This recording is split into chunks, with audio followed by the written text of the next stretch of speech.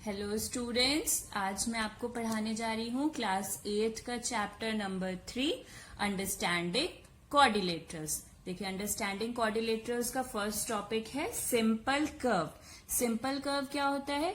कोई भी ऐसा फिगर जिसको कि आप बिना पेन लिफ्ट किए हुए ड्रॉ करते हो उसे हम बोलते हैं सिंपल कर्व। देखिए, जैसे कि मैं अगर इस तरह से कोई एक लाइन बना दूं, कर्व्ड लाइन, तो ये हो गया सिंपल कर्व। मैंने इस कर्व को बिना पेन लिफ्ट किए हुए ड्रॉ किया है, तो इसलिए हम इसको सिंपल कर्व बोलते हैं। ठीक है, ये जो एक और एग्जांपल देख लीजिए, ये मैंने जो लाइंस ड्रॉ करी हैं इसको भी मैंने बिना पेन लिफ्ट किए हुए ड्रॉ किया है, तो इसे हम सिंपल कर्व बोलेंगे।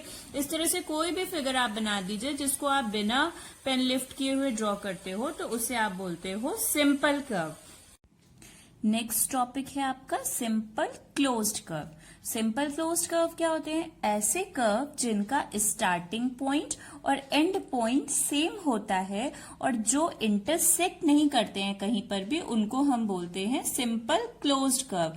तो ये जो मैंने डायग्राम्स ड्रॉ कर रखे हैं, इनसे आप इजीली समझ सकते हैं कि इसमें से कौन सा सिंपल क्लोज्ड कर्व है और कौन सा सिंपल क्लोज्ड कर्व नहीं है।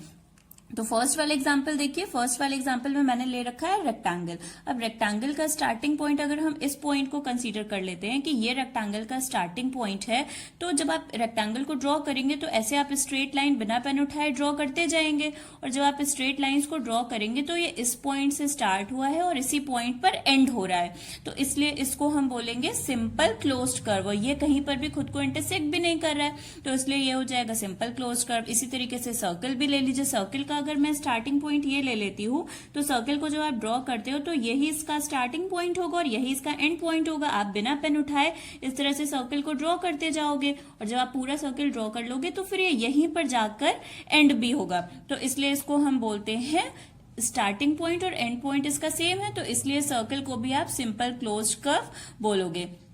नेक्स्ट एग्जाम्पल देख लीजिए, ये जो मैंने डायग्राम बनाया है, क्या ये सिंपल क्लोज कर्व होगा? हाँ, ये भी सिंपल क्लोज कर्व होगा। क्यों? क्योंकि अगर आप इसको इस पॉइंट से सपोज स्टार्ट करिए, तो इस पॉइंट से जब आप स्टार्ट करोगे तो इस तरह से आप ड्रॉ करोगे बिना पेन उठाए, और ऐसे आप ड्रॉ करते जाओगे तो इसका स्टार्टिंग पॉइंट और एंड पॉइंट क्या हो जाएगा? फिर से सेम हो जाएगा, और ये भी डायग्राम कहीं पर भी खुद को इंटरसेक्ट नहीं कर रहा है, तो इसलिए ये हो जाएगा आपका सिंपल क्लोज कर्व। अब नेक्स्ट देखिए, ये जो फिगर दे रखा है, इस फिगर में क्या ये सिंपल क्लोज कर्व है? तो अगर अलग अलग फिगर की बात करें तो ये दोनों अलग अलग फिगर तो सिंपल क्लोज कर्व हैं, बट अगर इस पूरे फिगर को हम एक ही फिगर कंसीडर करते हैं तो ये पूरा फिगर सिंपल क्लोज कर्व नहीं होगा। क्यों नहीं होगा? क्योंकि देखिए, अगर आपने फर्स्ट वाला ये डायग्राम बनाया तो इसको तो बनाने में आपने बिना पेन लिफ्ट किए हुए इसका स्टार्टिंग और एंड पॉइंट सेम कर लिया, लेकिन अब जब आप इस वाले को बनाओगे तो यहां पर तो आप पेन लिफ्ट करोगे ना, पेन तो आपको उठाना होगा। तो जब आप पेन उठा लोगे और इस पूरे डायग्राम को एक ही डायग्राम कंसीडर किया जा रहा है, तो फिर ये आपका हो जाएगा सिंपल क्लोज्ड कर्व, ये नहीं होगा, क्योंकि इस पॉइंट से आप इस पॉइंट पे जब ये वाला बनाओगे तो इसको आपको पेन उठा करके ही बनाना पड़ेगा। लास्ट वाला जो एग्जांपल है, लास्ट वाले एग्जांपल में ये जो फिगर है ये इंटरसेक्ट कर रहा है, ये इस पॉइंट पर इंटरसेक्ट कर रहा है, तो इस वजह से ये आपका सिंपल क्लोज्ड कर्व नहीं होगा। तो ऐसे फिगर्स जो कि जिनका स्टार्टिंग पॉइंट और एंड पॉइंट सेम हो और जो इंटरसेक्ट ना करें कहीं पर भी, उनको हम सिंपल क्लोज्ड कर्व सब कहते हैं। देखिए, अब आप पढ़ेंगे पॉलीगन्स। पॉलीगन्स क्या होते हैं? Simple closed curve made up of only line segment is called a polygon.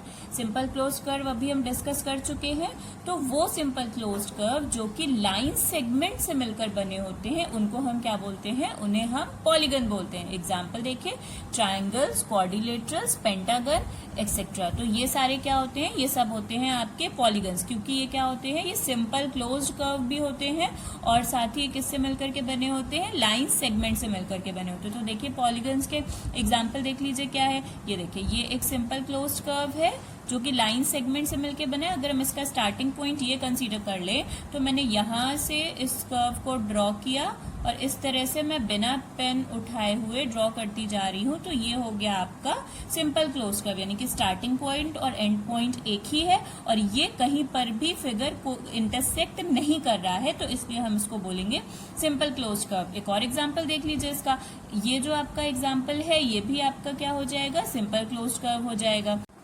आइए नेक्स्ट देखिए, ये जो फिगर बना हुआ है ये कौन सा फिगर है? ये जो कर्व है ये पॉलीगन नहीं है, curves that are not polygons. क्यों ये पॉलीगन नहीं है? क्योंकि ये जो कर्व है ये इंटरसेक्ट कर रहा है इस पॉइंट पर, तो इसलिए इसको हम पॉलीगन नहीं बोलेंगे। एक और एग्जाम्पल देख लीजिए कि ये वाला जो सेकंड वाला जो एग्जाम्पल मैंने बनाया है, फिगर बनाया है, ये भी सिंपल क्लोज कर्व नहीं है। सिंपल क्लोज कर्व क्यों नहीं? क्योंकि ये कर्व जो फिगर है ये क्लोज ही नहीं है। इसका स्टार्टिंग पॉइंट ये है और एंड पॉइंट ये है। आप स्टार्टिंग पॉइंट इसको भी कंसीडर कर सकते हैं, एंड पॉइंट इसको भी कंसीडर कर सकते हैं। तो स्टार्टिंग और एंड पॉइंट जो है वो सेम होने चाहिए सिंपल क्लोज कर्व के, तो इसलिए क्या है, ये क्लोज ही नहीं है।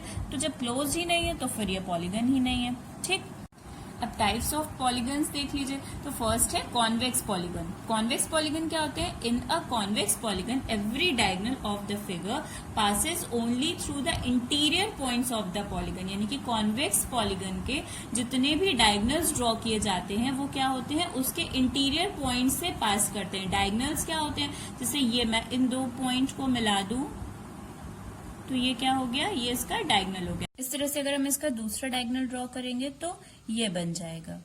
ठीक है, ये लाइन स्ट्रेट नहीं आ पाई है, कोई बात नहीं, बट आप डायगोनल देख लीजिए कि जो डायगोनल्स हैं वो क्या हो रहे हैं? इस फिगर के अंदर बन रहे हैं। तो इसके जितने भी पॉइंट्स हैं वो इंटीरियर पॉइंट्स हैं। इंटीरियर पॉइंट्स क्या होते हैं? किसी भी फिगर के अंदर के जो भी पॉइंट्स होते हैं उनको हम इंटीरियर पॉइंट्स बोलते हैं, और इस फिगर के बाहर अगर मैं कोई पॉइंट्स ले लूं तो इसको हम एक्सटीरियर पॉइंट्स बोलते हैं। ठीक है, ये जो पॉइंट्स मैं बना रही हूँ ये एक्सटीरियर पॉइंट है और इसके अंदर के सारे पॉइंट्स जो होंगे वो इंटीरियर पॉइंट्स होंगे।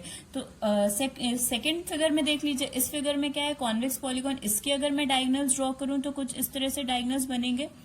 तो जितने भी डायगोनल्स इसमें होंगे वो क्या होंगे? सारे फिगर के इंटीरियर पॉइंट से पास करेंगे, तो इसलिए हम इनको बोलते हैं convex polygon. Concave polygon. In a concave polygon, at least one diagonal of the figure contains points that are exterior to the polygon. यानी कि ऐसा पॉलीगन जिसमें डायगोनल्स जो है वो आप पॉलीगन के आउटसाइड बना सकते हो, एक्सटीरियर में बना सकते हो। उसके जो डायगोनल्स के जो पॉइंट्स हैं वो उसके एक्सटीरियर में लाई करते हैं, तो उसको आप बोलते हो कॉन्केव पॉलीगन।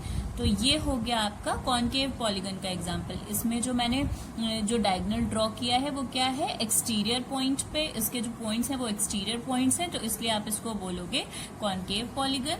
एक और एग्जाम्पल इसका देखिए, ये इस वाले फिगर में भी जो मैं डायगोनल्स इसके ड्रॉ कर सकती हूँ वो इस तरह से ड्रॉ कर सकती हूँ। एक ये डायगोनल हो गया और सेकेंड डायगोनल ये हो गया, तो इसको हम बोलते हैं कॉन्केव पॉलीगन। अच्छा, इस फिगर को देख करके बताइए क्या ये कॉन्केव पॉलीगन होगा? ये कॉन्केव पॉलीगन नहीं होगा, ये पॉलीगन ही नहीं है। आप इसको देख करके कंफ्यूज मत हो जाइएगा कि यहाँ पर मैंने एक डायगोनल आउटसाइड में बना दिया है एक्सटीरियर पॉइंट में, तो इसलिए कॉन्केव पॉलीगन हो जाएगा। अब ये पॉलीगन क्यों नहीं होगा?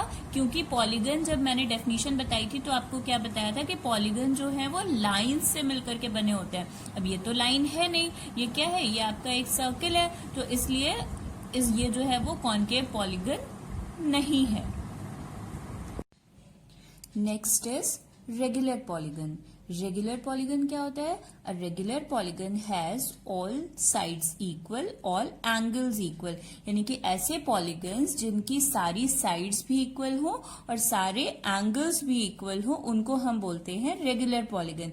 इसके एग्जांपल्स में क्या आ जाएंगे? स्क्वायर, इक्विलेटरल, ट्राइंगल, रोम्बस, ये सारे क्या होते हैं? Regular polygon. क्योंकि स्क्वायर की भी सारी साइड्स इक्वल होती हैं और सारे एंगल्स 90 डिग्री के होते हैं, वैसे ही जो है वो इक्विलेटरल ट्राइंगल के भी सारे साइड्स इक्वल होते हैं और सारे एंगल्स इक्वल होते हैं 60 डिग्री के। सिमिलरली रोम्बस की भी सारी साइड्स इक्वल होती हैं और सारे एंगल्स इक्वल होते हैं, तो इसलिए इसको हम बोलेंगे रेगुलर पॉलीगन। नेक्स्ट है irregular polygon. A polygon which is not a regular polygon is an irregular polygon. Simple है, जो पॉलीगन रेगुलर नहीं है वो इरेगुलर है। रेगुलर होने के लिए दो ही कंडीशन है, सारी साइड और सारे एंगल्स इक्वल होने चाहिए। जिनकी सारी साइड और सारे एंगल्स इक्वल नहीं है वो आपके इरेगुलर पॉलीगन्स में आ जाते हैं। एग्जाम्पल में आप रेक्टेंगल ले सकते हैं, स्केलीन ट्राइंगल ले सकते हैं, तो इस तरीके से ये हो जाएंगे आपके irregular polygon. Thank you children. आज का आपका ये अंडरस्टैंडिंग क्वाड्रिलेटरल का फर्स्ट पार्ट कंप्लीट होता है। अगर आपको मेरा वीडियो पसंद आया हो तो प्लीज मेरे चैनल को लाइक करिए, सब्सक्राइब करिए और शेयर करिए।